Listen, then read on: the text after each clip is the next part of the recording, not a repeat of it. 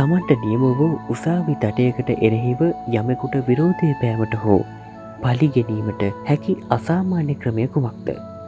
චීනයෙන් වාර්තාවන මෙම පුවත බලධහරයින්ව අපහසුතාවයට පත් කළ අමුතු සිදුවීමක් පිළිබඳවයි.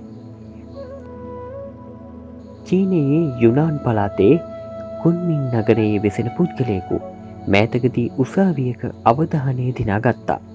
ඒ පහරදීමක් සම්බන්ධයෙන් ඔහුට නියම වූ යුවාන් දසදහසක ආසන්න වශයෙන් ඩොලර් 1600ක දඩමුදල ඔහු ගෙවීමට තීරණය කළ ආකාරය නිසයි.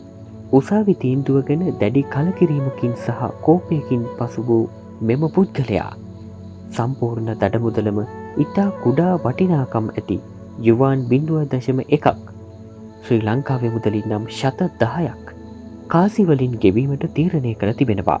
ඔහු මෙම දැවැන්ත කාසිතුකය බැංකුවට රැගෙන ආවිට එහි සේවකයන් දැඩි අපහසුතාවයකට පත් වූ බව වාර්තා වෙනවා. පැය 18ක ගණනය කිරීමක්. මෙම දඩමුදලට අදාළ සම්පූර්ණ කාසිතොගය ගණන් කර අවසන් කිරීමට බැංකු සේවකයන් 18 දෙනෙකුට සම්පූර්ණ දිනයක් එහෙමත් නැත්නම් පැය 18ක පමණ කාලයක් ගත වී තිබෙනවා.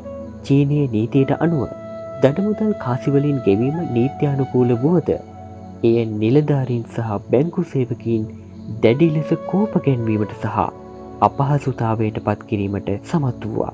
මෙවැනි ක්‍රියා තමන් මුහුණ දුන් නීතිමය හෝ පද්ධති කලකිරීම ප්‍රකාශ කිරීම සඳහා පුද්ගලයන් යොදාගන්නා සංකේතාත්මක විරෝධතා ක්‍රමයක් ලෙස සැලකෙනවා.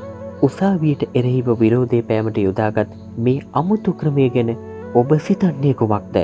ඔබේ අදහසත් පහතින් කමෙන්ට් කරන්න අමතක කරන්න එපා. මෙවැනි වටිනා දේ දැනගන්න හෙළමග TV YouTube නාලිකාව අදම සබ්ස්ක්‍රයිබ් කරන්න.